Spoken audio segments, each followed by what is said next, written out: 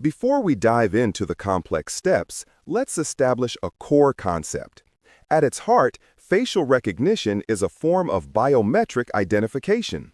Just like a fingerprint, your face has unique, measurable characteristics. The technology's goal is to capture these characteristics and convert them into a digital format that a computer can use to answer one simple question: who are you?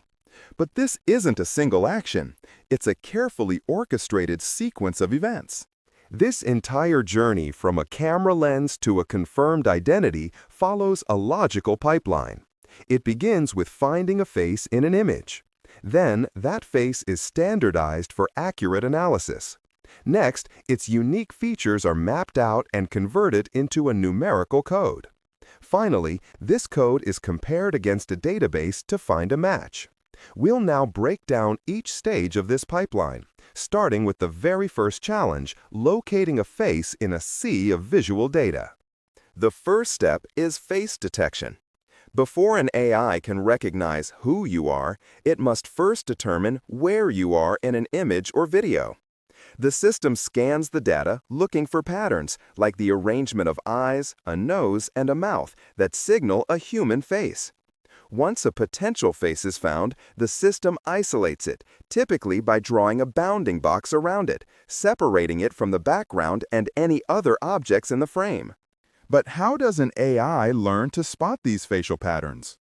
Early methods used algorithms like the Viola-Jones framework, which rapidly scanned for simple features like light and dark areas corresponding to the eye sockets and nose bridge.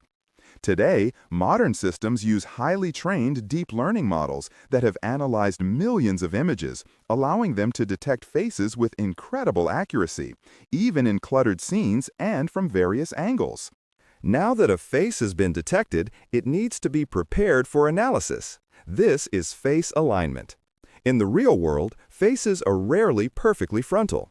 They might be tilted, turned, or at an angle. The alignment process digitally rotates, scales, and warps the face so that key features are in standardized positions. Think of it as the system creating a perfect passport-style photo every time, which is absolutely crucial for the next step. With a perfectly aligned face, the system is ready for feature extraction. This is where the AI acts like a digital cartographer, meticulously mapping the unique geography of the face.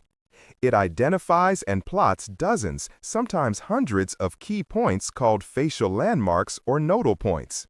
These landmarks define the distinct geometry of the face, such as the corners of the eyes, the tip of the nose, the contour of the jawline, and the shape of the lips. These facial landmarks and the distances between them are incredibly detailed, but they're still just coordinates on an image.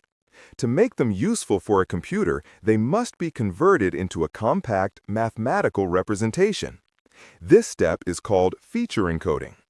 Using a deep neural network, the system transforms all the extracted geometric features into a numerical vector, a list of numbers that uniquely represents the face. This vector is called a faceprint. Why go through the trouble of creating a numerical faceprint instead of just comparing pictures? There are two critical reasons: efficiency and privacy. A faceprint is a tiny fraction of the size of an image file, making it incredibly fast to search and store. More importantly, a faceprint is a mathematical abstraction, not a photo. This one-way process means you cannot easily reverse engineer the faceprint to reconstruct the original face, adding a crucial layer of security. With this unique faceprint created, the system is ready for the final step: matching. The newly generated faceprint is compared against one or more faceprints stored in a database. This comparison is not a simple yes or no. The system calculates a similarity score between the faceprints.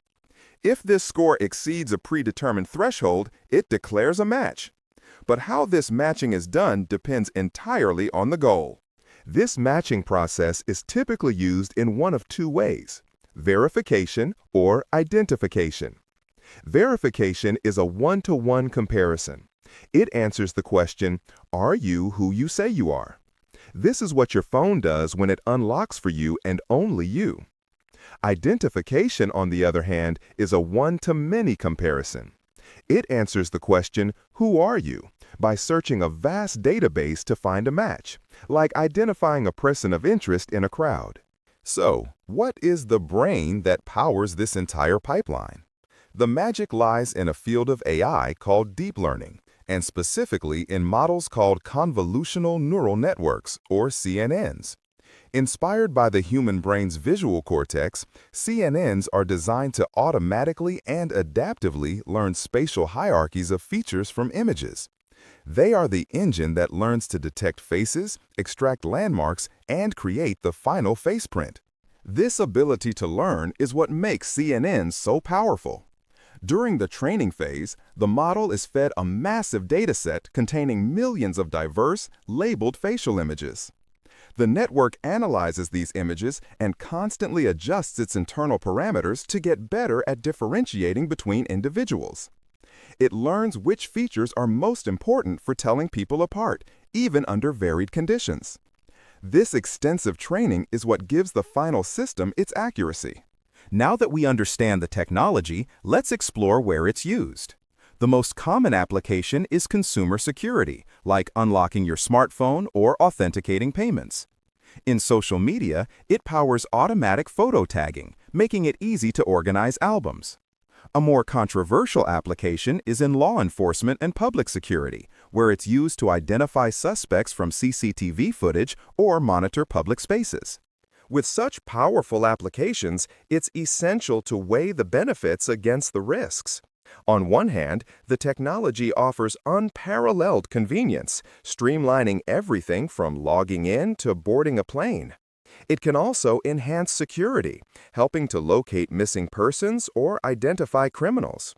However, these benefits come with significant societal and ethical challenges that we must carefully consider.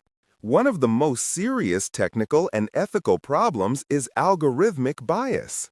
If the data used to train an AI model is not diverse, the model can become less accurate for certain demographic groups. Numerous studies have shown that many facial recognition systems have higher error rates for women, people of color, and the elderly. This is often because the training data sets were not representative of the global population, leading to unfair and dangerous outcomes. Beyond bias, the technology raises profound questions about privacy and mass surveillance. The potential to track people's movements, activities, and associations in public spaces without their knowledge is a primary concern. This capability could create a chilling effect on freedom of expression and assembly, as people may fear being monitored. The core conflict is finding the balance between using this technology for security and protecting the fundamental right to privacy. This leads directly to the issue of consent. In many applications, especially in public spaces, facial data is collected without any explicit permission from the individual. When you walk through an airport or shop in a store, is your faceprint being captured, stored, and analyzed? Who owns that data, and how can it be used? These questions about data ownership and the right to control your own biometric information are at the forefront of the debate. Looking ahead, the technology continues to advance rapidly. The future involves 3D facial recognition, which maps the face in 3 dimensions for greater accuracy and resistance to lighting changes.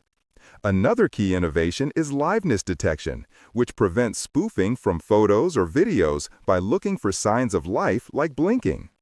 As these capabilities grow, the need for thoughtful regulation and governance becomes even more urgent to ensure this technology is used responsibly. So, from a simple pattern of pixels to a complex web of societal debates, we've unmasked how facial recognition works. We've traced its journey through the 5-step pipeline powered by sophisticated AI. But understanding the technology is only the beginning. The real challenge lies in navigating its use, ensuring that we harness its benefits for security and convenience while fiercely protecting our rights to privacy, fairness, and consent. The future of this watchful eye is in our hands.